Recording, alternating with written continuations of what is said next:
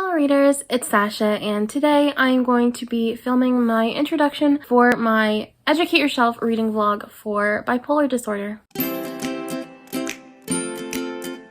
I had no real reason to choose bipolar disorder. I just haven't done a mental disorder on this particular series yet, and I kind of wanted to do that. So I figured I would start with this one. There is no reason, I guess, but you know, living with a mental disorder is a lot different than living with a physical disorder just because it doesn't present itself in the same way. And so obviously people's perspectives and people's lives are going to be drastically different based on having that. So I wanted to do one based on having a mental disorder, and here we are. So bipolar disorder, if you aren't familiar, it used to be called manic depression. It is essentially a mental health condition that affects mood swings. So it makes you have really severe mood swings. So you can have emotional highs or severe lows. And these mood swings can affect your sleep, your energy, your relationships, your judgment, your ability to think clearly, and your behavior. They can occur rarely or multiple times a year. It really depends on the type of person as well as the type of bipolar you have, because there are several different classifications. The main two that we know of are bipolar 1 and bipolar 2, but there are other classifications that kind of fall within that spectrum. Bipolar disorder is a lifelong condition, but it is something that can be medically managed, and you can live a fairly stable life with it, and a lot of the times it does just require a treatment plan. So that's a little bit of a rundown on what it is, and so I'm just going to go into the books that I plan on reading for this vlog. First, I'm going to start with Heartberries by Therese Marie Melhout. This is a memoir about a young woman who is growing up on the reserves, and she has bipolar 2 disorder as well as PTSD, depression, and so many things. It's a very short, very, very impactful memoir, and just stay tuned because it is a lot. Next, I'll be reading Little and Lion by Brandy Colbert. This is about a young girl who is moving back from a boarding school that she went to for the fall after her older brother was diagnosed with bipolar disorder. And lastly, I'm going to read When We Collided by Emery Lord, and this is about a young girl and young boy who both come together in very unusual circumstances, and one of them has bipolar disorder and the other one is suffering from a very, very tragic loss in their family, and they come together and they help each other in ways that we wouldn't even understand. And so that is what this book is. This is a book by one of my favorite authors of all time, so it's kind of a no-brainer for me to pick this one up. So those are the 3 books I plan on reading during this vlog. Stay tuned to hear my thoughts and how I felt about these books, but I will just say that I had a lot of fun doing this vlog. I think Educate Yourself is one of my favorite vlog series that I've chosen to do on this channel. I just find it really fun and really rewarding, and it allows me to pick up books that I just typically wouldn't try to pick up on my own, or I wouldn't prioritize, and so I am just having a lot of fun with this. So please stay tuned, and I will see you in my first clip. Bye!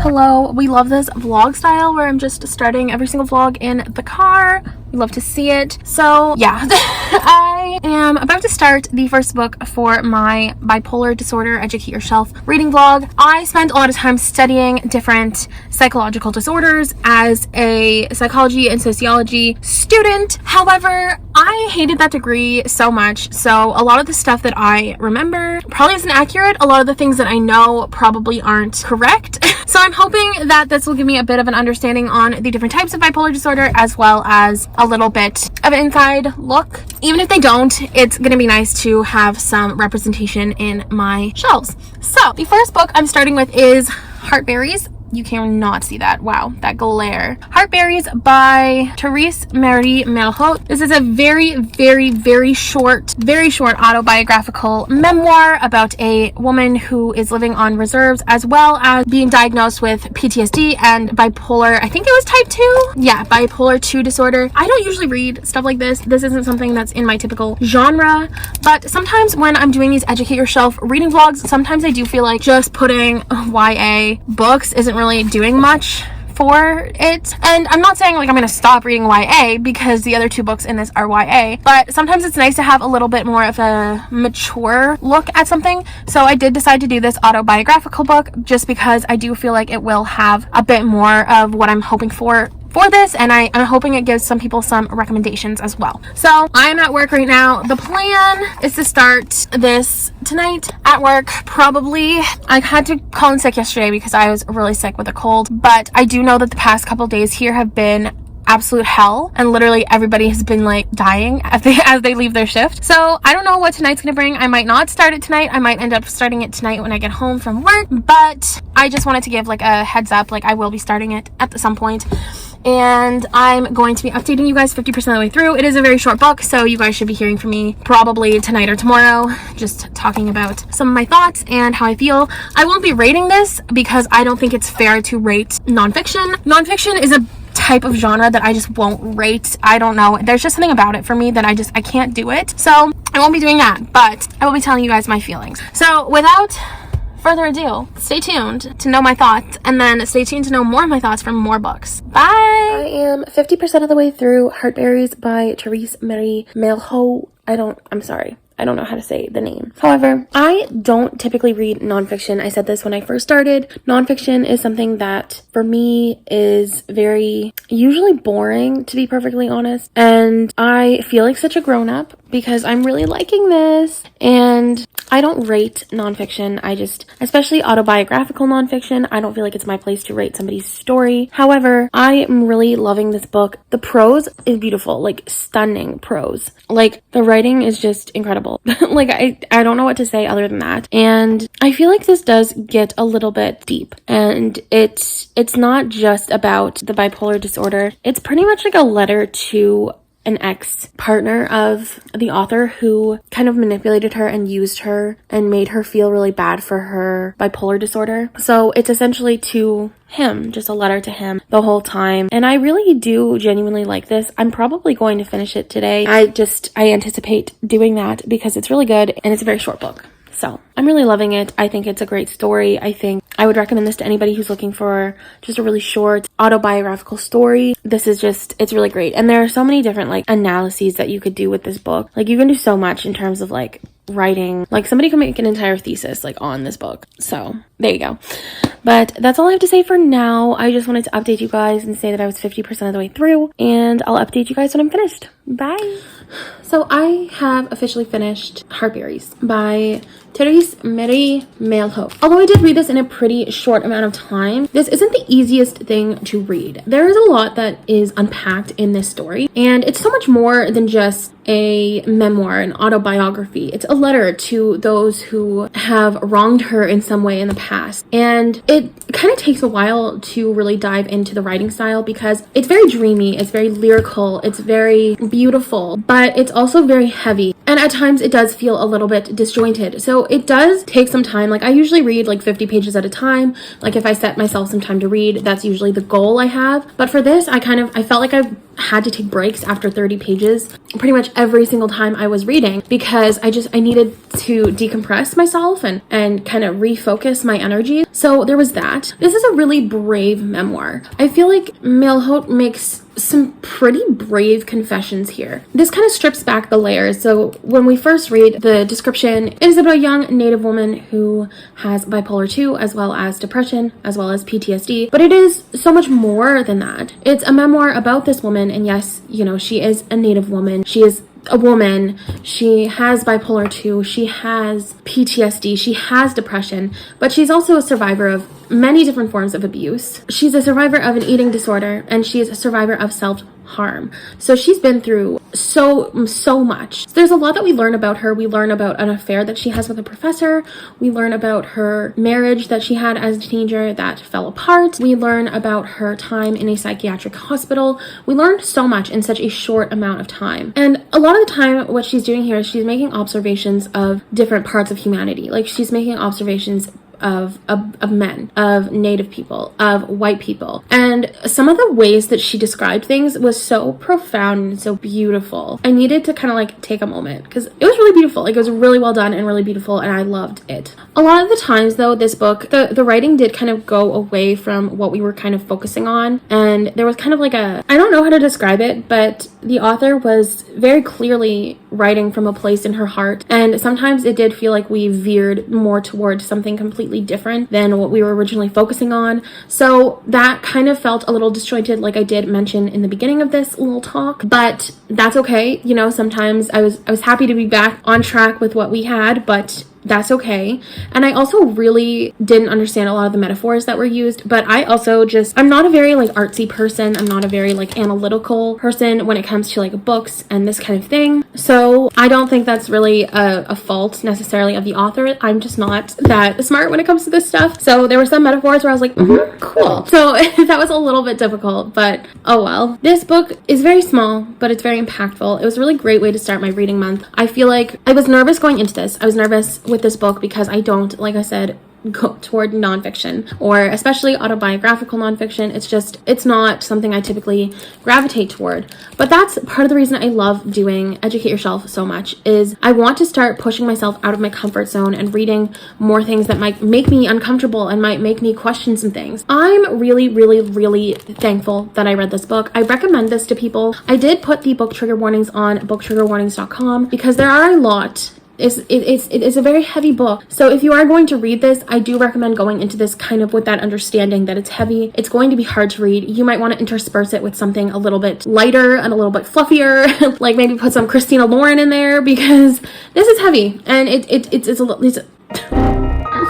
lot to read, but at the end of the day, it was worth it. It was a great way to start this month, and I'm really happy that I was able to include this in this vlog, and I recommend this to pretty much anybody who could handle reading what is in this book. So that is everything for now. I'm not starting the next book, which is going to be Little and Lion, I think, because it's the other one that I have from the library, until I'm finished reading another book that it has nothing to do with vlogs. I just want to read it first. So I plan on doing that. I plan on reading that book first, and then in a couple of days time starting the next book. So I'll update you guys when I'm starting, and yeah, bye!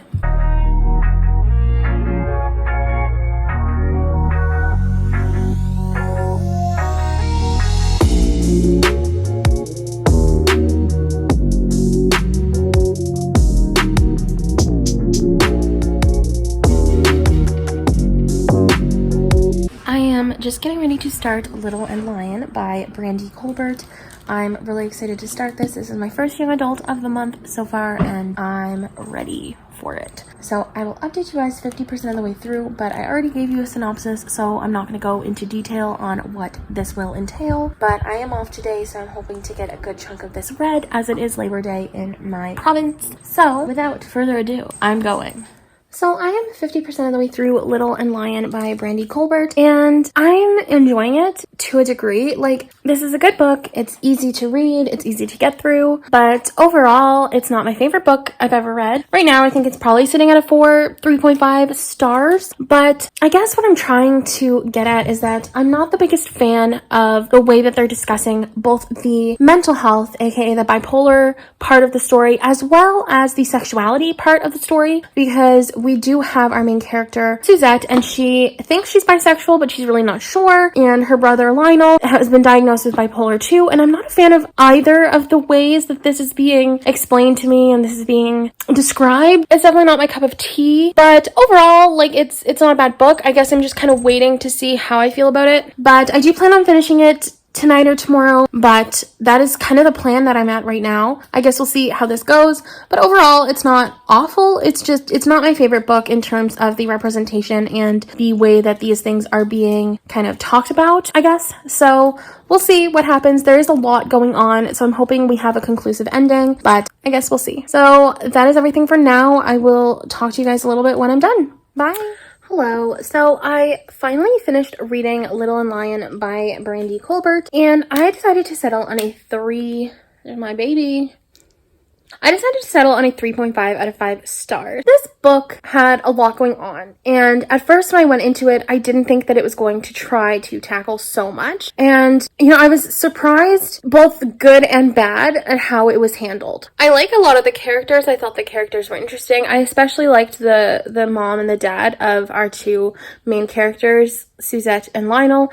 I thought that was really cute. I thought they were a really great match, and they were just really great parents, and I think that was nice to have. I like the Los Angeles setting, and this actually made use of the LA setting really well. I feel like it made sense, just given everything, like it just worked. I don't know how to say that other than like it just worked. Like it was nice. And this book, like I said, does tackle some pretty hard-hitting topics. So it tackles racism, it tackles coming to terms with your sexuality, and it tackles living with a mental illness. So it has a lot going on for it. And some of the ways it was talked about, I don't know, it was just slightly harmful to bisexual people and the way that this was portrayed. It was like, I don't know, it wasn't my favorite. There was a bit of like bi erasure, and there were hurtful stereotypes that became real, and I find that to be pretty toxic. So I didn't love that aspect of it. And the main character, Suzette, was kind of my least favorite character. I didn't really think she added really much to the story. I think everybody else around her had something interesting to add, but she was just kind of like, okay, she was meh. So overall, like 3.5, because I do think that it does tackle things pretty well and it does handle situations pretty well, but not my favorite story I've read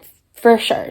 So this one's over. I'm going to start When We Collided probably today or tomorrow, and that'll be my final book for this vlog. I'm super excited to read it. It's by Emery Lord, who wrote one of my favorite books of this year, so I'm definitely looking forward to it. So I will update you guys when I'm 50% of the way through that, and yeah, bye!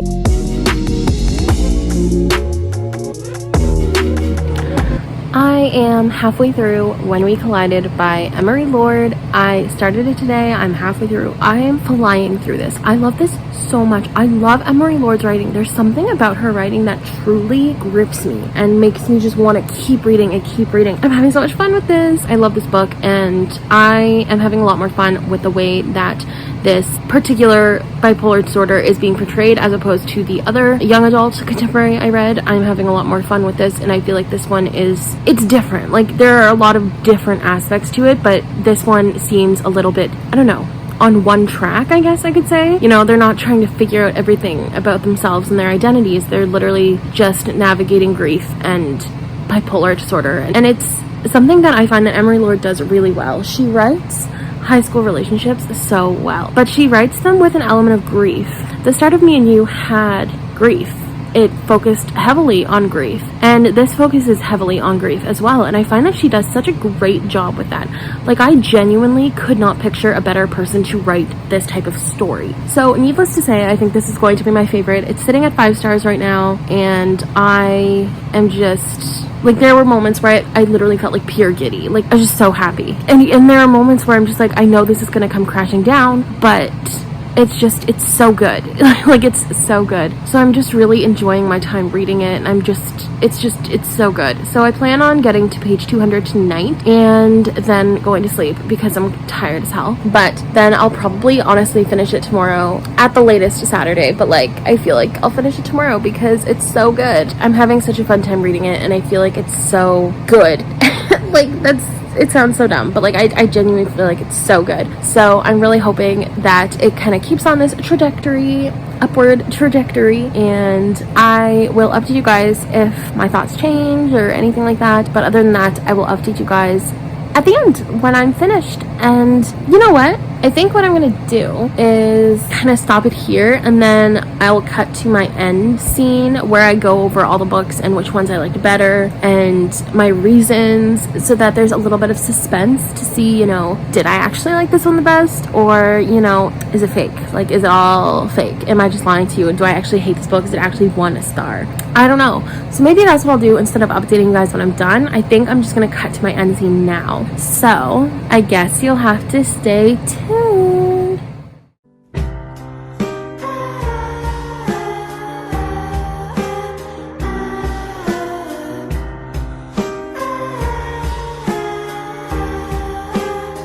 Made it. You've completed my Educate Yourself reading vlog. Kudos to you. I mean, just truly incredible. So obviously I had a pretty successful time for this reading vlog. Even though I didn't have all 5 stars, it was still, I think, a great way to start my reading month. So I'll just kind of go through the books that I read. Usually I do least favorite to favorite, but I didn't rate one of them, so I'll start with that one, even though it wasn't my least favorite. It's just the one that I didn't rate, so star rating wise, it just makes the most sense. But yeah, So the first book I'll talk about is Heartberries, and I didn't rate this because, like I said, I don't rate nonfiction, especially autobiographical nonfiction. To me, it doesn't make sense because it's like I'm reading somebody else's story, and it just kind of gives me a weird vibe to do that. However, if I were to rate this book, it would be very high because this book was, even though not typically a genre I gravitate toward, it was powerful and it was impactful and it was difficult to read. It was really hard to get through at some points. At some points I really needed to just kind of press the pause button and go do something else, and usually I don't feel that way with a book, but this hit on so many topics and it showed a very vulnerable side to the author, and it was something that I don't think I was prepared for going into this. I didn't really know how hard-hitting it was going to be, and I didn't realize how traumatic this woman's life was until I was reading it. And it was like I was reading a first-hand, well, I was reading a first-hand, oh my god, what is the word? A first-hand account of this person's life. Like, it was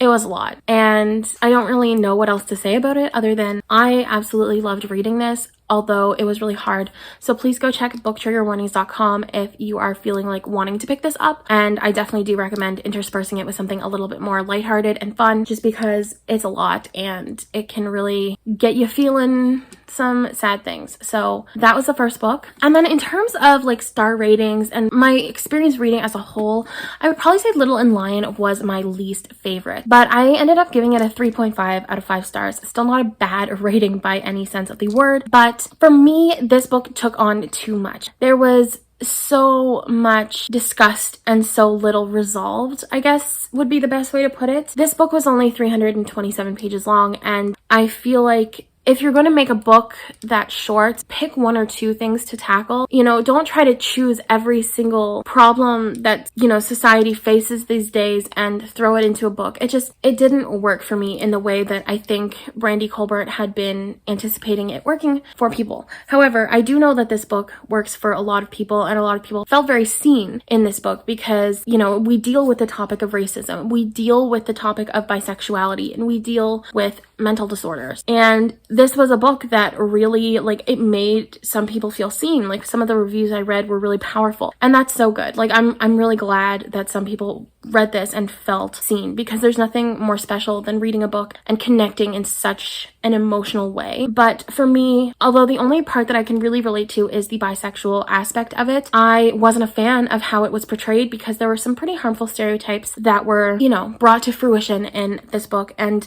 I wasn't the biggest fan of that. You know, there's always this, you know, stereotype that, you know, bisexual women will cheat with a woman or they'll cheat with a man. Like, there's just, essentially, they'll cheat. Like, they're cheaters, apparently. And I don't know, it was just, I don't think it was talked about in the best way.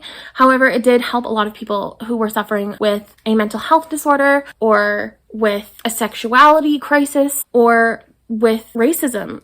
It helped a lot of people, and I think that's great. And I do think this was a good book. Like, I don't think it was a bad book in any sense of the word, but just too much going on for my taste. And finally, When We Collided by Emery Lord was really important to me in so many ways. I love this book. I cried at this book, which you saw. It was emotional, and I find it really special when I can read a book and feel such visceral emotions, like when I can actually cry, like tears, and when I can actually like have this big stupid grin, because I did in some parts of this book have this big giant grin on my face. I find that so special, and it's very rare that a book can get those actual physical reactions from me. So for me, this was like perfect in every single way. Obviously, like, I think it's more of a 4-star book just based on how I would typically rate things. There were some pop culture references, which I'm not a big fan of, and a couple of typos. However, the pure joy and everything else about it just made me feel something so special. Emery Lord's writing connects with me in such a real way. It's just it's unreal. So I had to give this book 5 out of 5 stars. I regret nothing, and I will be picking up anything that she puts down. So that is everything. Thank you so much for tuning into this vlog. Please don't forget to like, comment, and subscribe for more content. I post once a week, and I have some pretty fun videos coming up that I don't think you're going to want to miss out on. But also, while I have your attention, I would just like to say, please take some time to educate yourself on mental health and mental health disorders, because you would never know that somebody's impacted by these disorders. And I think it's really healthy for us to do some research and to acknowledge it, because the amount of people you know that are affected that you wouldn't even guess were affected is a lot.